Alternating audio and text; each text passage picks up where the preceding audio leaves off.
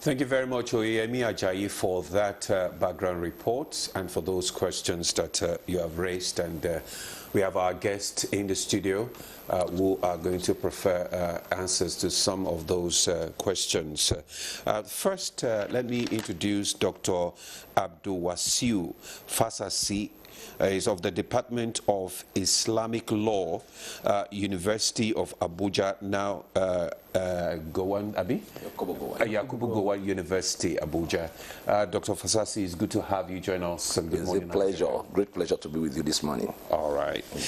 Also, we have Dr. Dixon Orji. He's a disarmament and arms control expert and programs coordinator of the former Presidential Committee on Small Arms and Light Weapons, PRISCOM. Dr. Orji, it's good to have you again on this program. Thank you very much. It's my pleasure. Thank you. All right. We have also been joined by a third doctor, this time Dr. Paul Gwaza, Research Fellow at the Institute of Peace and Conflict Resolution. We thank you very much for coming on Good Morning Nigeria. Thank you for having me. All right, let's kickstart our conversation, curbing violence, extremism in the country, which seems to be on the, on the high right now. And Dr. Orji, let me just start with you because of your area of specialization. What would you give as reasons for this spike, in this, violent extremism that we are experiencing in the country right now? Thank you very much for that question. You see, the issue of violent extremism can be analyzed from three different perspectives. Number one, usually is political. Those who want to become political office holders by all means, and they try to make the state ungovernable in order to justify what they want to do.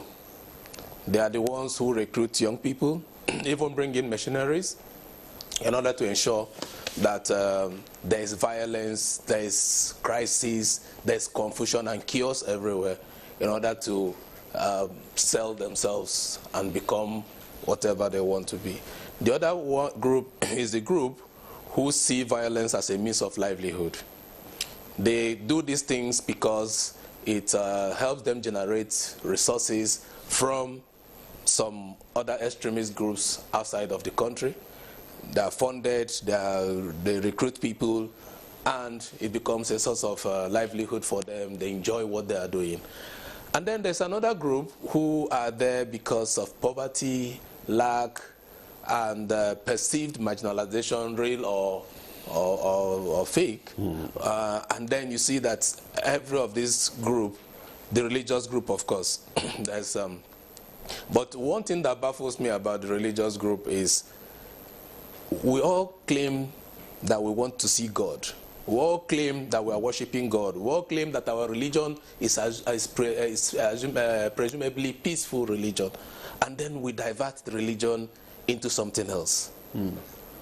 It doesn't matter what form of religion you're preaching. If your religion is not preaching peace, then it's not helping anybody. So back to your question, all these groups are the ones responsible for the problems we're having in the society. But the big question we'll always ask, why have they taken to that route? Why are they not as peaceful as other people? There are many people who are not employed, and they are not extremists. There are people who are religious, like myself, and we are not violent. There are people who are politicians, and they are not violent. So why do we have this category of people who must win by all means? Who, like they always say, it's either I win or they lose. These are the people that are giving us problems. These are people that, of course, bring in mercenaries. There are a lot of accusations here and there. It's neither there nor here. I like the questions you've raised. Yes. I like the questions you've raised. I like the fact that you've broken down the kinds of people who cause violent extremism and all of that. But I have a question, and for you. In every society, no matter what you do, there are people who will want to be outlaws. There are people who would want to do what they have been told not to do. They want to do the antisocial. But government government exists to also check them. So why does it seem that these ones are going unchecked? It's not as if they're going unchecked, but there's something I want to underline here. Every government policy has advantages and disadvantages. Every single government initiative, some people feel it favors them, some others feel it doesn't favor them. Those who feel that it doesn't favor them are the people who will continually be part of the problems we're having in the society. Now, let's take, for instance, government came up with a policy to say there is, let's say, poverty alleviation, and some people will craftily sit back and say, you know what, this thing is favoring the East, it's not favoring the North. Others will say, no, it's favoring the North, it's not favoring the East. There are some people, when they get political appointment, everything is okay. But when they don't get, hey, then it becomes a problem. It's marginalization against the East. Just because one man didn't get what he's looking for. And those are the kind of people that will perpetually be in opposition unless they get what they want. If they don't get what they want, there's problem in the society. And of course, there are people, the issue of poverty and lack is real. Whether you like it or not, whatever you do in a society, there will always be poor people. And there will always be people who are susceptible to being recruited into all sorts of vices in the society. All right.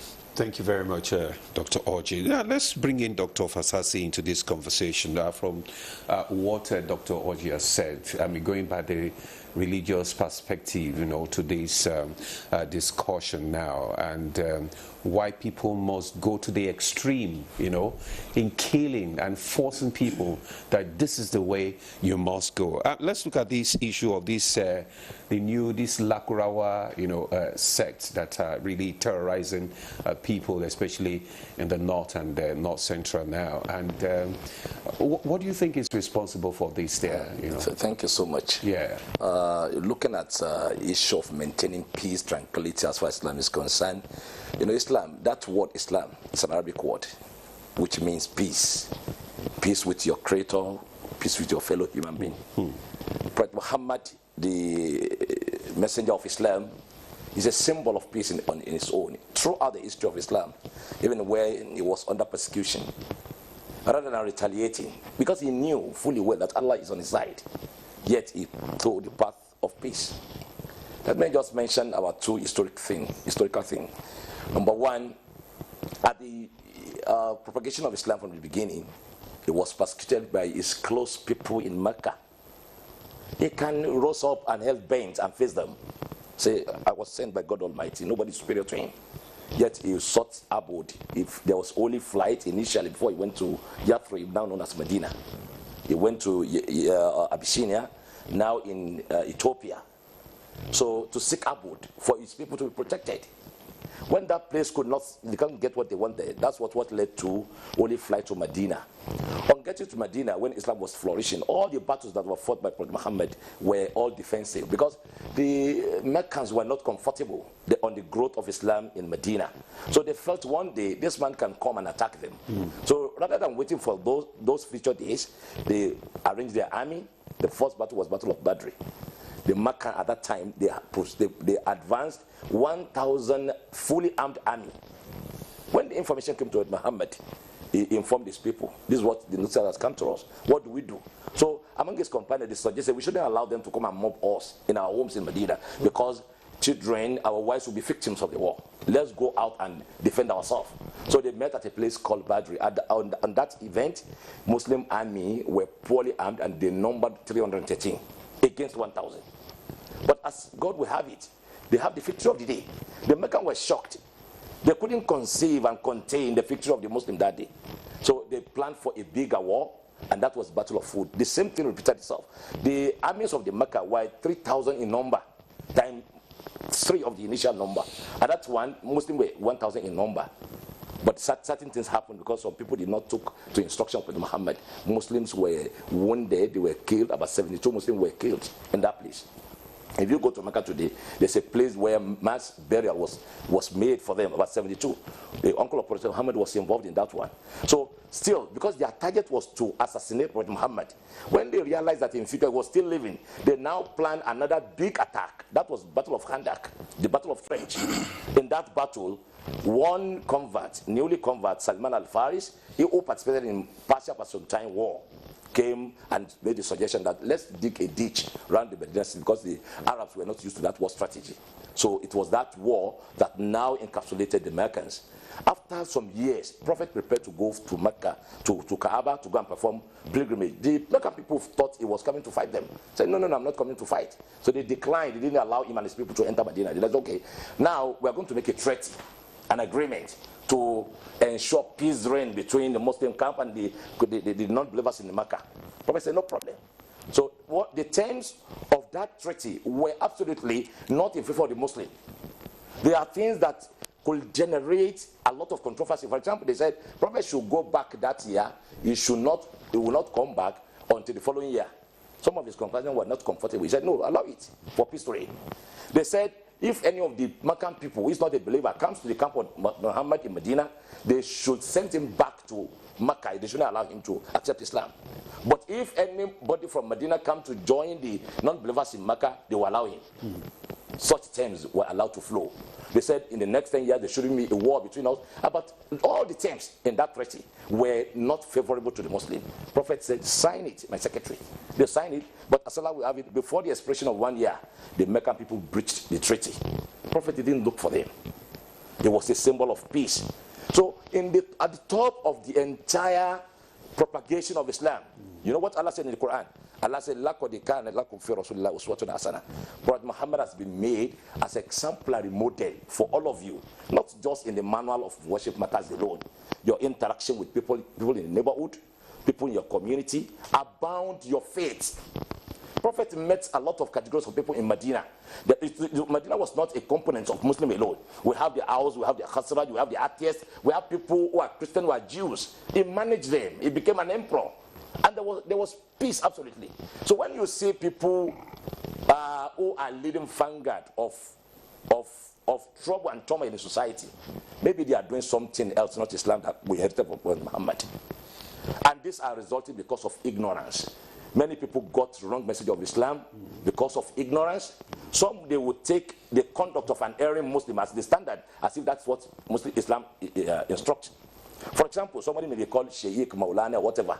He may be an ignorant person. He may not get correct information of Islam. And people will take such people's attitude as the standard by which religion should be gauged. That's not correct. So as far as Islam is concerned, Prophet Muhammad preached peace. The name of the religion itself is peace. You have to be peaceful with your Creator by adhering to his commandment. You do away with its prohibition. So where are these extremism messages coming from? Where are they emanating from? Where have the infiltration of these messages in, especially in the north? From the perspective of Islamic theology, God creates all things and creates man the last thing. Satan, devil, was also a creation of God Almighty. Among things that God created before mankind was paradise, there's hellfire, and it has a purpose. I will make those who are righteous, their final abode will be paradise. Those who are not righteous, who are doing evil, those who are causing trouble in society, they are going to hellfire. They have a leader. Those who are going to paradise have a leader. And all of them must dissipate certain energy. They must do certain things that will make them to qualify on wherever they are going. Remember, when Iblis was in the committee of the angels, God just gave him an instruction. Can any of you mention the name of these items for me? God made the test. All the angels, they could not make it, including Iblis in itself. Then God instructed Adam, can you tell them the name of these items? Then he began to mention, this is cup, this is fruit, this is cup, this is garment. God said, you can see the difference between you and my newly created creature. That is Adam. So for that, he has taken a step an inch ahead of you people. Can you bow? That's the instruction from God Almighty. Because he was arrogant. All the angels prostrated. They bow and salute Adam. Iblis declined. He said, I will not. Because you created this creature in my presence. We gather the soil from this part of the world. palatable for me to prostrate for him. God said, from today, you remain accursed. And he said, for that reason that I became a cursed fellow, because of Adam, I will ensure that all his progenies, I mislead them. What I'm saying theologically, Shaitan has a way to occupy the mind of mankind to do evil. We have different spirits in our system. Three, according to Islamic theology.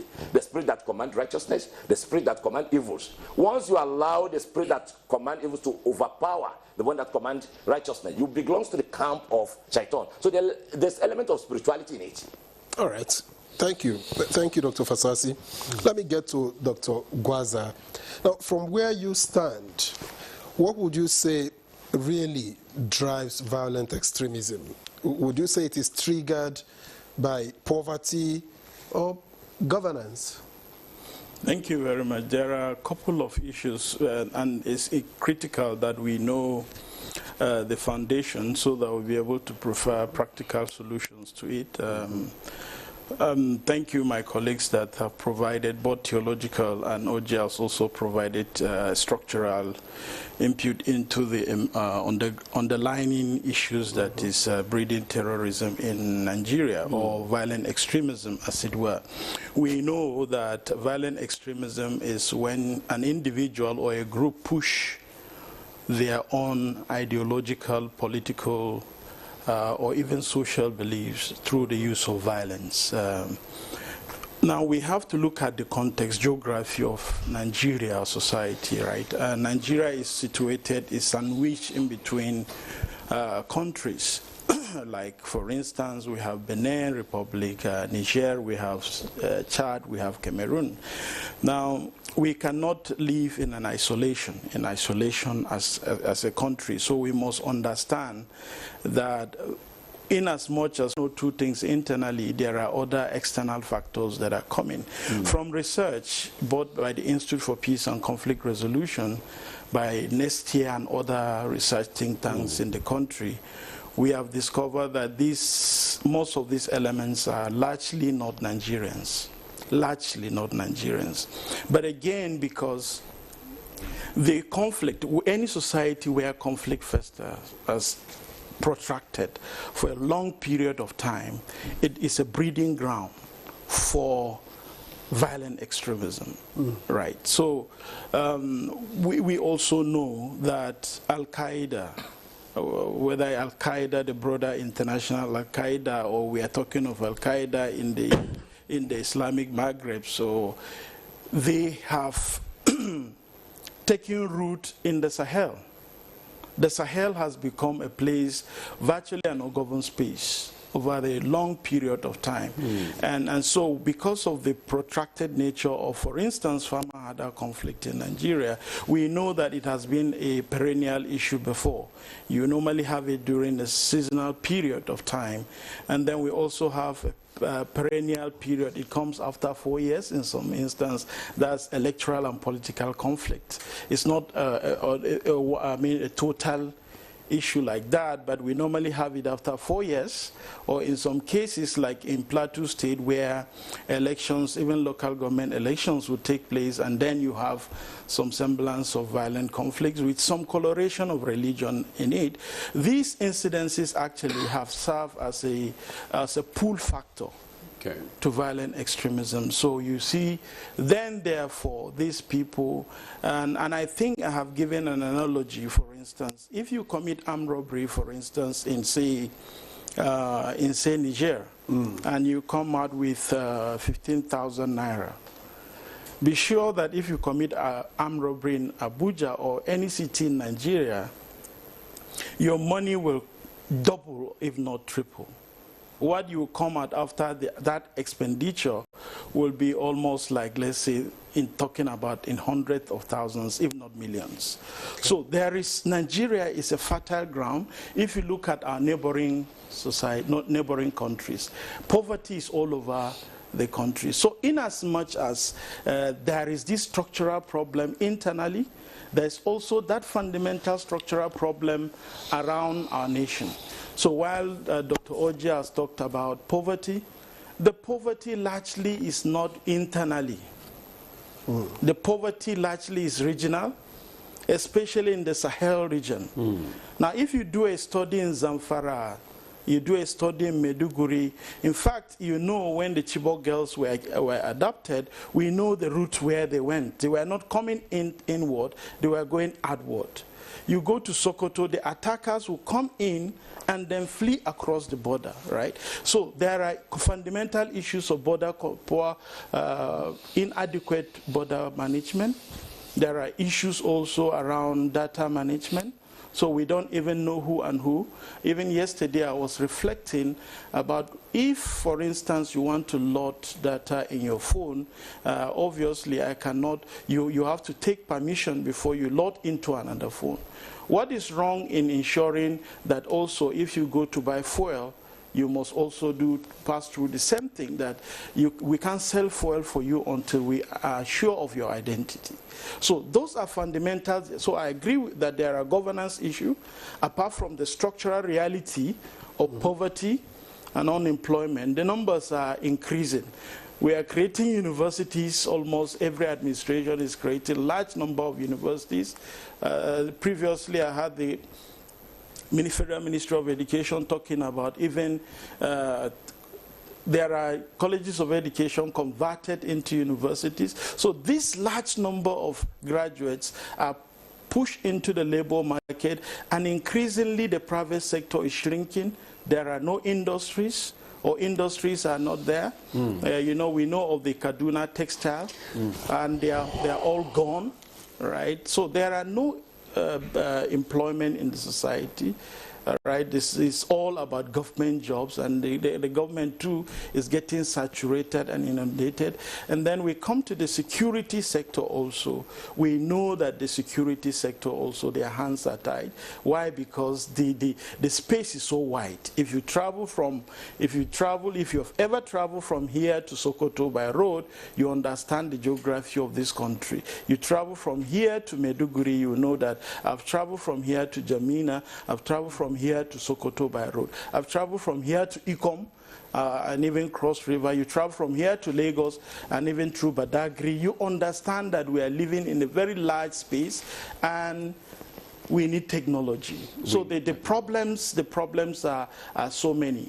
Recently, we have reflected in the office, and another fundamental, so that we will not be talking about things in the abstract. I want us to be practical, so that we'll be able to help whoever is watching us, if they are government officials, if they are in the security, if they are in the development sector, they should be able to know what we are contributing. Now, if you look at there are divergence instead of convergence of effort. Complete divergence of effort. We are working in silos. The police seems to be working in silos, except and until where you have what is popularly known the joint task force. Mostly you see them working in silos. Even though the current Minister of Defense, I've seen him taking a trip to the Minister of Interior, it shows that there's effort to collaborate, form convergence and collaboration. But that has been a problem. That has been the crack where these terrorists have been using to penetrate, where you hear communities saying that we prefer the military than the police. You hear them saying we prefer vigilante. Why? Because there are divergence of approaches. And I like what OG also said earlier.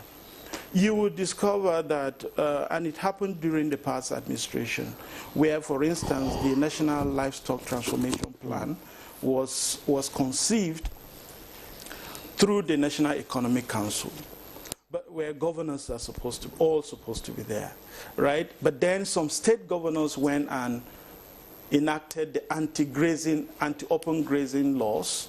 And at the end of the day, you hear some states, some citizens in support of the federal government national livestock policy, while others are in support of the anti-open grazing law. So that divergence has actually constituted a major problem where we have not been able to form a common front to confront terrorism. But like you rightly said, sir, that in the face of all these things, where is government? The place of government is not adequately felt. Why? Because of this divergence. this divergence. But I see the current administration trying to form that convergence. Yeah. Okay, the current administration is trying to force the divergence. But then, I mean, having talked about having highlighted the various underlying factors driving individuals, to join all these extremist groups, and the issue is, how can we, check, the spread of these extremist, ideologies across? Because before now, they were limited, they were constrained in one particular part of the country, that is the northwest. Right now they are spreading to the northeast and north central. So what can be done, to check this, spread of this extremism? Yeah, so... because from what you said, they come from, from outside the country, from Niger, from Mali, Chad, Libya, and all that. They stream into the countries. What can be done? What can community leaders, our community leaders, do? Communities, civil society. What can be done to curtail this spread? Yeah, so I agree with you totally that we need to do things, especially at the community level. And I like what the current administration is doing with respect to local government reform, ensuring that the local government is working and working effectively, financially capable to be able to deliver. And I think that is the best level where we will be able to engage. Even though, again, in order to heighten or highlight the issue, is that we must know also that in as much as we are looking at the cross-border or transnational influx physically, we know that we are living in a digital world where you can have access, even in the comfort of your room, you have access to, and a lot of people have been radicalized in the comfort of their rooms, right? So I think there is, and in the preventing counter-terrorism mechanism is a whole of society and whole of government approach. So everybody must be on board, but then you must be, for you to be effectively be on board, you must have the capacity to deliver. Yeah. And that is why the local government you highlighted is critical. Over the years, sir, local government's system itself has just been a place where we just come and share monthly allocations. Yes. And they don't exist. I have done a couple of research in Katsina local government, couple of research in Zamfara local government, and you go there, you discover that most of the local governments are not functioning. For us to be able to curtail the spread of violent extremist messages, we must have presence. Government must have presence in all the 774 local governments of the country. We must have presence in all the communities. And this presence does not necessarily mean that the state, Nigerian police, must be there. There is a delegated responsibility, and you mentioned community leaders, religious leaders. They are very, very critical. But we must bring them on stream with capacity. Most of these people don't have capacity for elementary mediation, right? Because of certain vested interests, within community, whether interest on land or interest in matrimonial issues or interest even in religion. We have had the opportunity to speak with religious and traditional leaders. And I keep saying that if you go to most countries that are stable, there is a national interest. And every religious leader keys into that national interest. Every traditional leader keys into that national interest. You cannot say that this is a national interest, and when it conflicts with your religious interest, then you detour to your religious interest. If you do that, you are putting everyone on harm's way. We must say that this is what we believe as Nigerians.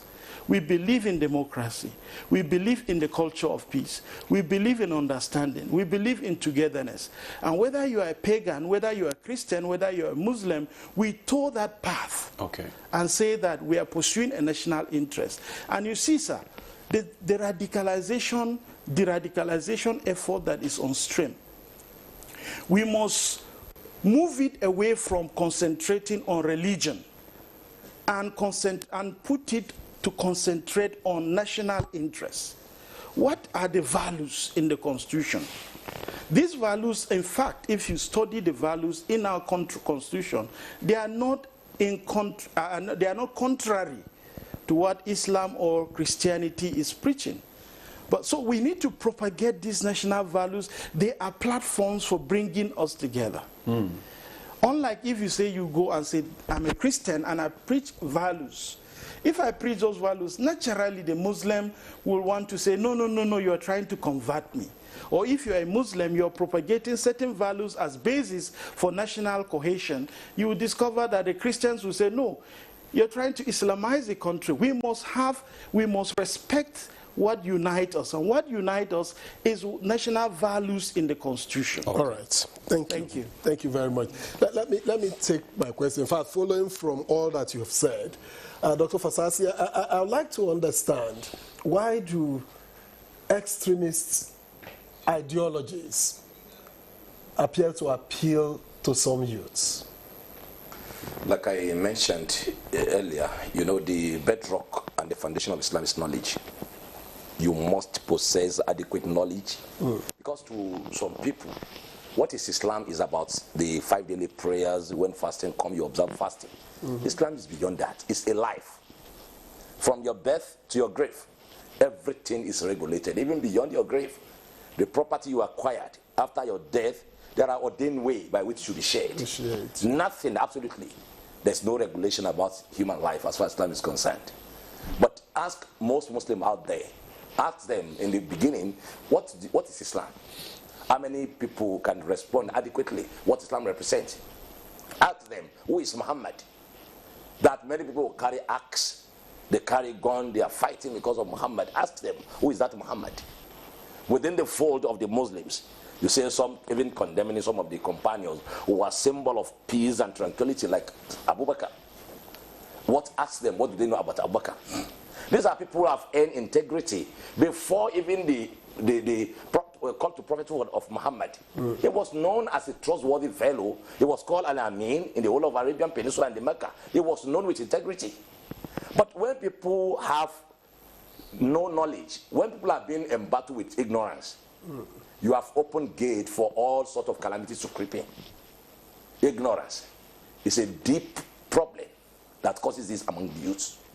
Let me also say that individual has their ecological traits, anthropological traits that were not preached by religion.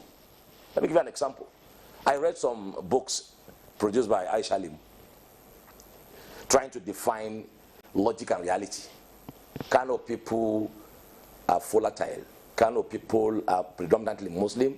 Islam is a religion of, volatility. That's a faulty logic and reasoning.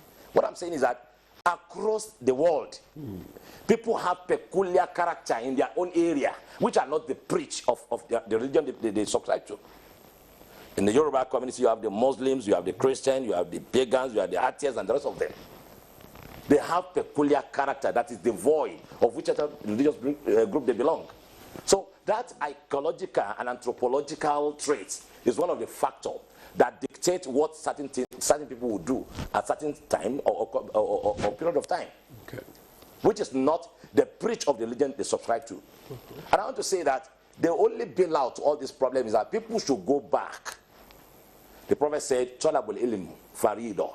Seeking for knowledge is a mandatory thing. It's not an assignment given to the so-called clerics or the sheikh. Even some sheikh, they do not possess that the name they claim. They just arrogate titles to themselves. When you look at their characters and conduct in society, it does not align with the technical use of that sheikh. Because when you say sheikh, people believe they are learned people. In Arabic language, sheikh means elderly person.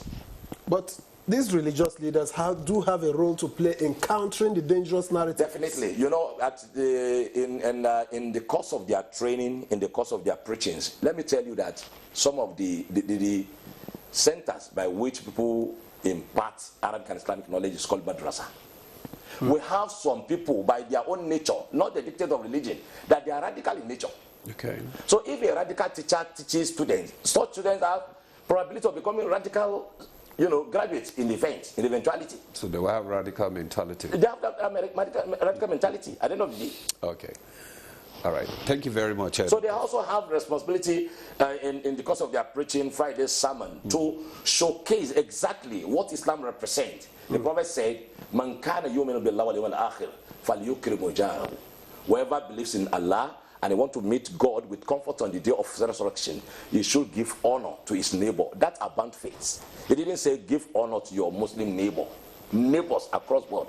The Quran emphasized, "Man qatala nasa, man qatala nafsan, faka'annama qatala nasa jami'a." Whoever killed a soul, just one single soul, is as good as killed entire human nation. For jazahu jahannama, his abode is hellfire. And if it's admission of justice to be done in this world, the penalty is death sentence. If the religion could fix this severe punishment, what would drive you to causing trouble? And now you treat people's life with triviality. It does not appeal to you as something very sacred. That people are doing something that's not Islam inherited from Muhammad. It is not. Thank you very much, Dr. Fasasi. We'd just like to remind our viewers that you can also contribute to this discussion by sending us messages, not calling. Do not call the number. Just send us messages, your WhatsApp, and our guest here will respond to them. Now let's bring in Dr. Orji again. Dr. Gwaza has talked about the intelligence sharing, the challenge we're having when it comes to, government agencies and security apparatus sharing intelligence information and coordination mechanism.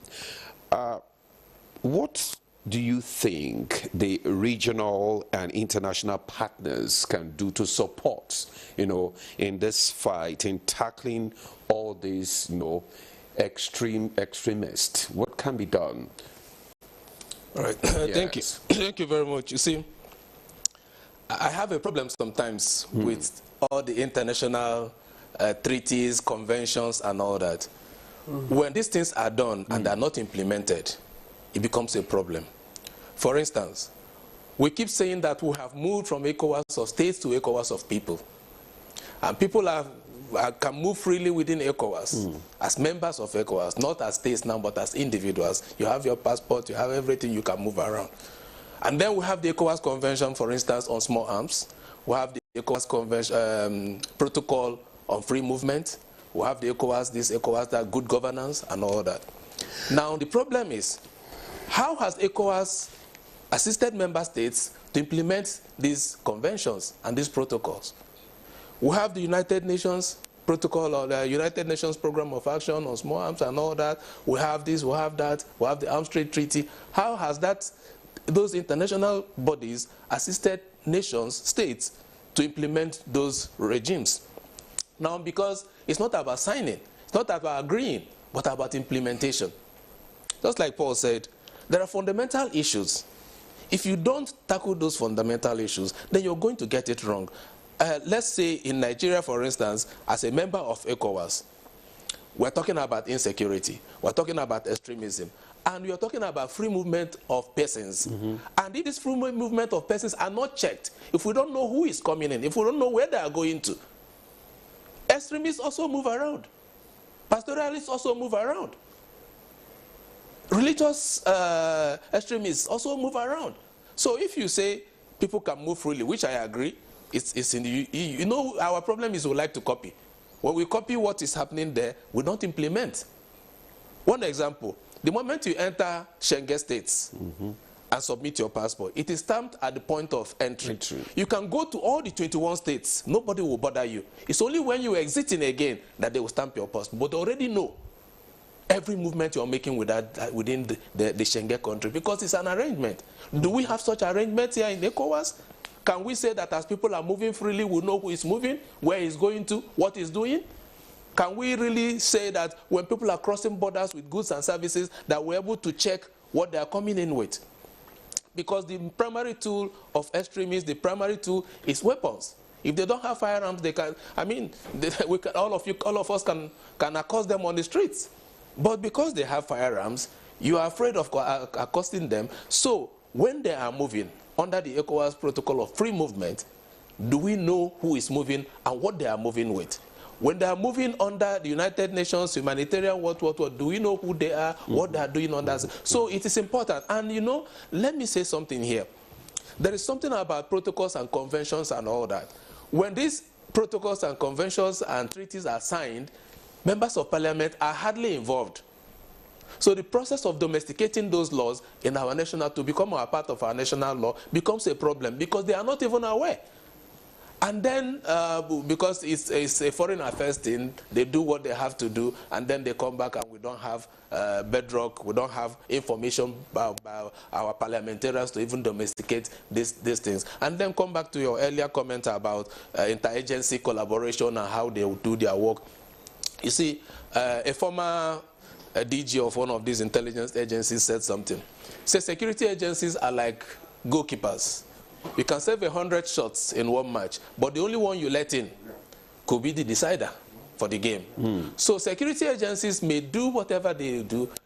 Any mistake they make could be collateral. Any mistake they make could be very, very dangerous for the country. That's why we need them to collaborate. We need them to build synergy. We need them to do whatever they can to ensure that they work in conformity, they work in synergy. Unfortunately, this idea that some agencies want to take glory for what they have done, this idea that sometimes there's overlap of responsibilities and functions.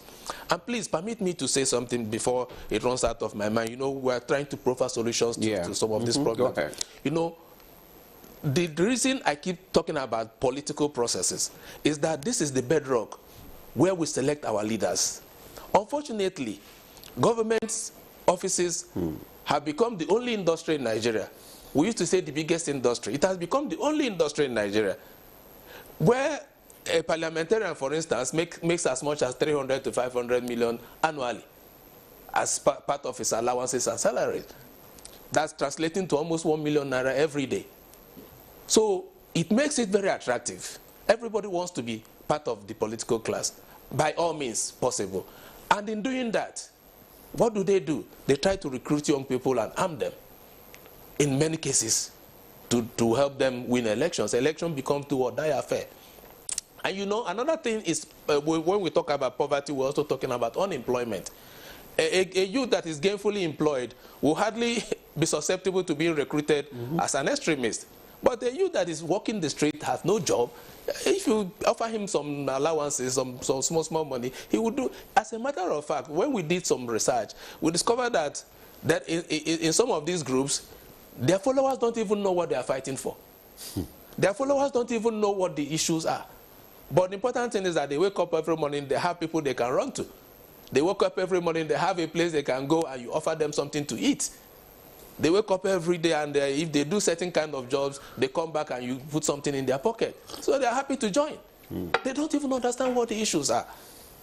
So I think I needed to mention that so that we understand part of the problems and how we can begin to tackle it. We have to make some of these government offices less attractive. All right. Thank you. Thank you, Dr. Oje. Now, some messages have come in. I would just like to read the ones that I have here before we go on our break. Now, from Kayode Busari in Lagos. Good morning, Nigeria. Many thanks, NTA, for today's topic of discussion as usual. Simply put, the cause and effect of insecurity in the country is politically motivated and not economic. The recent incursion into Kwara and Kogi is a desperate move by some unscrupulous politicians to give the insecurity campaign a national outlook and widespread for political gains against the present administration and sympathy from the masses. The simple answer to curb this menace is putting well-orchestrated intelligence gathering mechanism and taking proactive measures rather than reactive all the time. God bless Nigeria, he says. And this other one from Mohammed Awal Musa Afamai, Greenwall Observers Limited, Kanu. Why do some local youths choose to join extremist groups while others do not, despite facing similar hardships? Okay. And from Binta Suleiman in Kurudu, Abuja. Good morning, great Nigerians. We are still fighting the same problems our parents fought 40 years ago because leadership changes, but the system stays the same.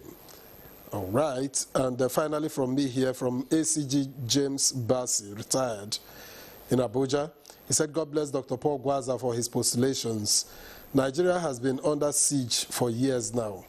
There is the need to institutionalize novel dynamics in the resolve to ensure continuous and effective internal security of our nation by establishing a proposed Office of Chief of Paramilitary Staff to coordinate all paramilitary agencies in the country, okay, akin to the Office of Chief of Defense Staff. Now, memos proposing the establishment of this new office were sent by me to the Jonathan and Buhari administrations in the past. I am told the Bola Ahmed Tinubu administration may be looking into it. Not too sure. He said the call for the recruitment of some security agents is a good one, but for immediate mobilization, minimal training, and effective deployment, establishing this office is one sure way to go in enhancing internal security, manning on governed spaces, etc. Dr. Gwaza, I'd like to respond to any of the messages. Not really. I think they are basically making contributions to what the deliberation, and they are on top. I think, again, we should not be speaking in vacuum, and I think the administration has also put in place mechanisms also to curb this violent extremism. For instance, the president has talked about recruitment of policemen. He has also talked about in fact, they have trained the forest guards and arming them so that because one of the contributors mentioned ungoverned spaces, especially the ungoverned spaces in the forests, right? So in the forest, right? So I agree totally that there is a need for that, but I still want to emphasize that the question that you asked my colleague, Dr. Oji, in terms of what the international community can do, especially in the face of what the United States is doing currently. If you don't show capability as a country, the tendency is that your citizens tend to, you weaken the state, right? If you see an external force coming in to do your work, because the first responsibility of government in the Constitution is the protection of life and of citizens and their property, is for the state, the government. In this context, we're talking about the state, the federal government, and the local government. That's their main duty on protection. Right, and so if you see an NGO coming to do a work, you see federal, another state, in this context, the United States coming to do this, you're showing lack of capability, and it is not. Is it that they're coming to do it, or they're going to give support? Yeah, so they're coming to give support. Yeah, yes. So if they are coming to give support. The bottom line, the point I'm making is that as much as possible, we should be seen to be doing more of this, not to be looking outward, but we should be seen to be doing more of the work. Because a lot of analysts have propelled that it is also advisable that we get, assistance from regional partners. No nation exists in no nation now exists in isolation. So when we have support like that, I think at the driver's seat is the state. In every support any country is receiving, at the driver's seat is the support. I'm not against the United States giving us the support, or any international actor giving us the support, but we must show capacity. Right, even at the local government level, at the community level, we must capacitate ourselves to be able to do that. I've earlier on cited the example of community leaders and religious leaders, right, that they must have the capacity. They must also understand what the federal government is doing, understand what the state government is doing. If they don't understand, and they see, like we saw when the United States attacked the base of the Lakurawas. We saw how communities were gathering some of the shells, and how it is almost becoming a national embarrassment, right? So, but if everyone is on stream and knowing the strategy that we are pursuing, in this context, I mean all the society structure, we know what we are doing, then we'll be able to indeed deal with this monster once and for all. Okay, thank you very much, Dr. Gwaza. We'll pause there. Thanks for staying with us. You're still on to Good Morning Nigeria on the network service of the NTA. We're still discussing curbing violent extremism in the country, and our guests are still here, and we have comments and questions from some of you, our viewers, which would read out now so that our guests can respond to them. This one is from Ahmed Baba Dikwa from Maiduguri. It says, curbing violent extremism in Nigeria requires moving beyond military force to address the governance failures and grievances extremists exploit. He focused on 3 points.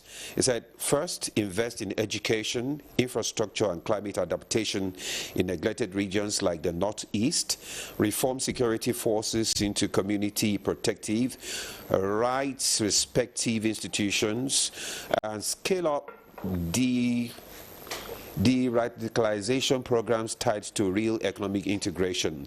Most critically, resource and protect local religious and traditional leaders who legitimize extremist narratives from within. This is from Dr. Justus Olatunji from Ibadan on violence extremism. He's quoting from the Bible. He says, because sentence against a bad deed has not been executed speedily, the heart of men becomes emboldened to do bad. That's from Ecclesiastes. Our government lacks absolute political will to do that. Why has the National Assembly not legislated death punishment for terrorist groups till now? How many highly placed known individuals in Nigeria have been arraigned and sentenced in Nigeria for violence extremism charges? After all, names were submitted to us during the Buhari administration. They walk freely on our streets. This from Mohammed Awal Musa, Greenwall Observers Limited, Kano. Why do some local youths choose to join extremist groups while others do not, despite facing similar hardships? I suggest the establishment of Department of Community Development and Social Integration in Nigeria Police Force. This department would shift the focus from reactive policing to human-centered development approach that addresses the root causes of crime through social cohesion. Good morning, Nigeria. This from Omololu. Amolulu is, he didn't state where he's sending the text from. He said, as someone born into Islam, we grew up with knowledge of Islam as a religion of peace, and it was evident in our peaceful coexistence with non-Muslims. As the Holy Quran preached peace and jihad as defensive mechanism, I still struggle to understand Surat Tawbah 9:20. Because this is the part of extremist leverage upon to wreak havoc on non-Muslims in the name of jihad. Maybe Dr. Fasasi will respond to that later. We need to have a strong financial intelligence. This is from Nandom Wieb. It says we need to have a strong financial intelligence and surveillance. International cooperation is essential to cut off funding sources, which include illicit trade, kidnapping for ransom, and increasingly private donations from diaspora communities. Engaging with financial institutions, the private sector, and cryptocurrency platforms helps identify, freeze, and seize assets associated with extremist groups. Have a good morning. Okay, Dr. Oji, you want to respond to some of this so that Dr. Fasasi can also The first one is very fascinating. Yes. The man already analyzed part of the problem, you know. But the big question I will always ask myself is, why do we have these extremist groups? Why do we have it? And to answer that question, let's look back to some of the things we have mentioned before. Now, there's a political class who need a docile youth group who are jobless to be able to get themselves into power. Like I mentioned, political offices have become the only industry in Nigeria, followed by religion. But I'll come to that later. Now, if we have a political class who would prefer the youth to be unemployed so that they can recruit them into their foot soldiers during electioneering, then it's a bad antecedent already. So we must tackle that part. The religious leaders have a responsibility. Parenting is very critical now. We need to educate our children. Our children need to understand that the people, that politician you're fighting for, has his own children studying abroad. And at the end of the day, he's not going to recommend you for any position. He's going to bring that his child to take over from him when he's leaving office. These young people need to understand that clearly. Then religion should play a key role. You know, people, we are so religious in this part of the world. We so obey the imams, the pastors. Why won't this body of pastors and imams teach the youth that following a politician that will lead you astray is not the way to go? Follow your religion, work diligently. Every religion asks you, the Bible says, do you see a man diligent in his work? He will sit among kings. Why is that verse not coming up? Why is it get rich is about economy? It is not about economy. It's about people taking advantage of the docility, taking advantage of ignorance of young people to perpetuate what they are doing. Let me also come to the part of poverty and all that. Yes, people are poor. But that's like that man said, there are people who are poor, but they are not towing the line of terrorism. Yeah. That's where parenting comes in. These days, we leave the training of our children from the school to television. They're watching the Schwarzeneggers of this world. They're watching the commandos of this world. And then where the teachers end, the TV continues. Parents are not there to groom their children the way they should. And that is a very key factor. If parenting, we see all sorts of things in schools. We see parents buying results for their children.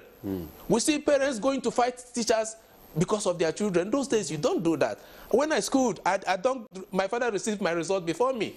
As you're resuming the term, you submit 2 self-addressed envelopes. The envelopes are addressed to my father. So I should worry what my father will receive. But now, it is parents that are even spoiling the young people. So the value system is gone down. Then yes, exactly. Then one other thing that is important. Why is it that when we're having our sports, when Super Eagles is playing, we don't know whether this man is Muslim or I'm Christian. We don't know whether he's from the north and from the south. We embrace each other. We share drinks. We celebrate. And we feel oneness as a country. But when it comes to politics, there's a divide. Because some people are taking advantage of those things that are sensitive to us. So those religion. Those are the political actors. Exactly. They take advantage of religion. Oh, I'm Muslim, you're Christian. That's why it happened that way. Oh, I'm from the east, you're from the north. That's why it happened that way. Dr. That is the problem. Dr. Fasasi. Okay. Thank you so much. I've mentioned earlier that the opening gates to some of these atrocities, lack of knowledge. When people are confronted with ignorance, they have opened the gate to commit all sorts of atrocities. That particular verse in reference made by one of our contributors, chapter 9, verse 29, that's a Surah Tawbah. Yeah. We have, you know, the way Quran is being codified. There are some legislations that are specifically for Prophet Muhammad alone to observe. There are some that it concentrates on Muslims alone when it comes to certain act of worship. There are instances where God will say, Ya ayyuhan nas, O mankind. The only way you will say you are not encapsulated in that instruction is only when you are not humankind. So that is to say that the Quran recognizes the multiplicity of human existence in the world. And everybody has boundary, everybody has respect and the rest of them. The life of Muhammad exemplified the need to keep peace as an obligation. There's this woman during the lifetime of Prophet Muhammad that oftentimes he will put stones on his path to the mosque. She does that every day. One day that woman could not do that exercise. So Prophet asked, what happened to this woman that normally put stones on the way? So he was informed the woman was sick. So he said, let's go and take on her. She went there and said, Mama, we have not seen you to have done your usual business, and that's why we are here. We were told you are sick. Let us pray for you. He prayed for him. The woman said, are you the Muhammad that are blocking his way? He said, yes. And for that reason alone, she embraced Islam. I've just mentioned the terms and conditions of Treaty of Hudaybiyah, where conditions of the agreement were absolutely not favorable to Muslims. It didn't cause any disharmony between Muhammad and even the non-believers. There's no contradiction in those verses, because how will you now place Quran chapter 2 verse 256, which postulates that la ikrah fi din, no compulsion in religion. Religion should not be a barrier. Like in our composition, I'm from Southwest. In our interwovenness of living in the family, you see the Muslim, you say Christian. Like I'm sitting down at the head of my family, is a Christian. We all maintain, it is the only thing he will not call me to is, let's go to church together. And I will also force him to come to the mosque. But we relate in all matters of family and worldly affairs in a very equitable manner. At no point Islam preach, disturbance of peace of the community. When you know the gravity as Allah ordained, the life of mankind is so sacred that once you take one unjustifiably, your penalty is death sentence. And that's why I want to agree with the pastor. Government need to live to expectation. Our National Assembly need to live to expectation by enacting laws that will be approximate to such devilish act. Let there be sanctions. When there's no sanction, there will be lawlessness. Let there be a prompt process to bring these people to the book. When people see the retribution that awaits them when they do these devilish issues, the culture will be changed. All right, thank you very much. Fantastic. Dr. Gwaza, where do we go from here as we begin to wind up this conversation? I have the reflection on the two of the contributions that have been made. One, that the issues are largely political. I think the manifestations could be political, but the reasons are largely economic. Okay. They're largely economic. So if you look at the political economy of the problem that we are facing, you discover that whether there are issues of economic marginalization, issues of poverty, educational issues, ignorance issues, these are fundamentally economic issues that then the politicians exploit. Once you are able to economically enhance the living standard of these people, you are already on the way out of this issue. Another fundamental is the contribution with respect to community development and the place of community leaders. We have seen largely, whether in Dansadao or in Shinkafi, some of these traditional rulers that have been also facilitating in a way the activities of the terrorists. You then have to do a lot of work to ensure that these traditional and community leaders, as well as religious leaders, government should be able to monitor them.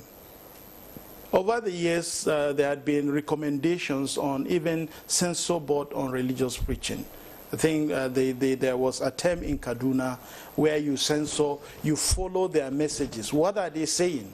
But these days we have seen a lot of these religious leaders actually coming out in the social media, canvassing certain divisive messages and issues in our society.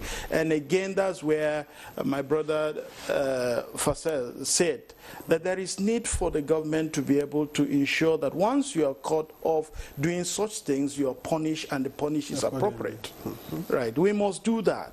But fundamentally, again, we must look at developmental issues. This government is doing quite a lot of, there are initiatives here and there, whether in terms of road construction, in terms of strengthening the financial capacity of the state governments to do things. They should be able to deliver. I must emphasize that if we don't have effective governance at the state, local government and community level, we will not do anything. The president cannot achieve anything if the community leaders are not doing their job. If the local government is not functioning. Likewise, if the states is not functioning. Is there a role for traditional rulers in all of this? They are all over. Whether it is economic, because largely community land is under the traditional rulers. And most of these things, whether it is Swamahada conflict, whether it is communal conflict, it has component of community. So they have a role to play. Whether it is early warning, conflict prevention, the community leaders have a role to play. In fact, in the north, in pre-colonial era, there's what they call where is your neighbor, who is the one that slept in your community. If a stranger enters the town, the community leader should be able to know and report to the next level that I have a stranger in my community. But these days, everybody comes into the community and walks out into the community. We don't keep tab of who is who. And also Nigerians are deeply afraid because of these terrorists have already inflicted fear on people. You report, they come back and attack you. So there must be also, we must ensure that we entrench mechanism for the protection of citizens at every tier of the society, so that citizens will volunteer information to the relevant state agencies, so that citizens will be confident in the state. Right, and once we do that, we'll be able to have a headway in our fight against violent extremism. Okay, thank you very much, Dr. Gwaza. Okay, Dr. Orji, let's bring you in again as we begin to round up this conversation. Let's look at the long-term strategy to combating or, tackling these challenges and preventing emergence of new terror group in the country. I will just make my points in bullet points, five points. Yes. Number one, the youth, not too young to run.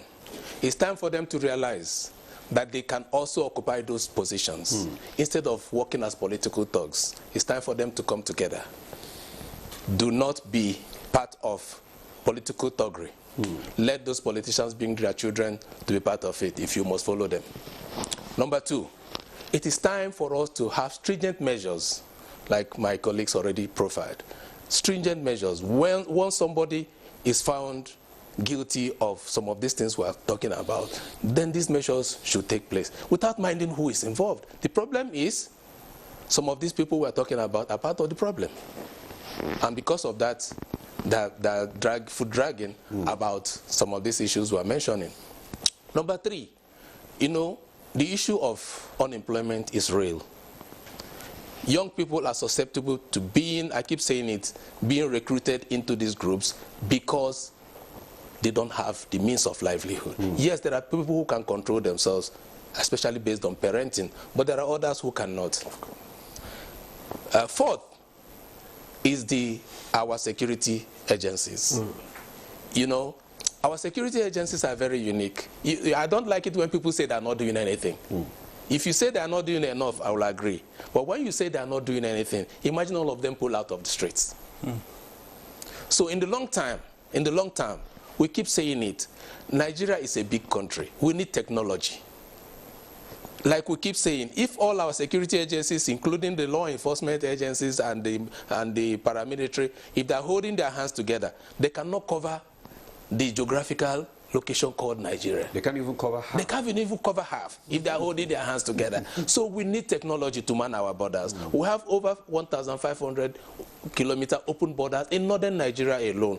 We need technology. The Sahel region is open for people to walk in. Like we say, the free movement of ECOWAS, the free movement protocol of ECOWAS should not deter us from finding out who is entering our borders and who is going. So we need security, we need technology, we need drones. Many agencies in Nigeria have helicopters. I don't see these helicopters. I don't know what they do. I don't know what the helicopters do. In some places we claim we have CCTV cameras, and yet things happen in those areas and we don't see anything about the CCTV cameras. So give it to security agencies that are trying, but we are saying they need to do more. Okay. They need to do more. Thank you and deploy technology. Okay, Victor. All right. I guess it's time to go. No, okay. Maybe Dr. Last word from Dr. Fasasi. Yes, thank you so much. My final note message to our listener and the Nigerian is that the totality of what we do in this world, we should behold that there's accountability. And on that note, I want to remind us about the statement of Prophet Muhammad. All the statement issued by Prophet Muhammad constitute the first category of Islamic legislation. Prophet said there's going to be an assembly, general assembly. I know in Christendom there's a group of denomination called Assembly of God. That I see as a preambular assembly. There's going to be an assembly where all nations will be gathered. Those that lived in time of Noah, Lot, and the rest of them in one single assembly. The Prophet said that assembly we will be administered with 4 questions or 5. That's where I want us to put our mind. Number 1, Yusa'alu an hayati fima abla, fima afna. Our life in a condensed analysis will be asked on what did you expend your life.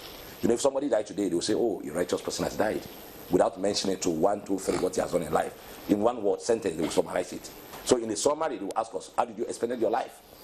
Did you die by hanging as a reciprocity of your evil acts when you were alive? Did you die righteously? Secondly, which is most important, your youthful age. What were you profoundly known when you were alive? Are you a troublemaker? Are you the one that constitutes nuisance in a society? Because the time of use is the time every individual will exhibit the highest potentiality, because you have the energy, you have the strength. Are you an armed robber? Are you a kidnapper? Are you a righteous fellow? Are you a helper to people? Are you a philanthropist to people? Right. You will be asked the knowledge you possess. Those of you in journalism, they will ask you, how do you project your knowledge? The so-called stars, and all of us. That would also give the impression that parents also have a big role. They have a big role to play. Frank Olize, of NTA will then open Newsline by saying it is 9 p.m. Do you know where your children are? And so it's something parents should still bear in mind. Do you know where your children are? Because every one of the youths came from a family. Of course. And so family has a big role to play. So let me thank you, Dr. Abdulwasiu Fasasi, who is of the Department of Islamic Law, Yakubu Gowon University, formerly University of Abuja. Thank you very much for your thoughts and time. Let me also thank Dr. Dixon Oje, disarmament and arms control expert and programs coordinator of the former Presidential Committee on Small Arms and Light Weapons, PRESCOM. Thank you very much, as usual, for your contributions. And finally, but by no means the least, Dr. Paul Gwaza is a research fellow, Institute of Peace and Conflict Resolution. Thank you. Many thanks for bringing the research angle. Thank you, sir. And that's Good Morning Nigeria. Well, thank you very much for watching. Tomorrow is another day. Let's keep the date. I'm Victor, as well. I'll see you then. And I'm Ademola. You do have a lovely day.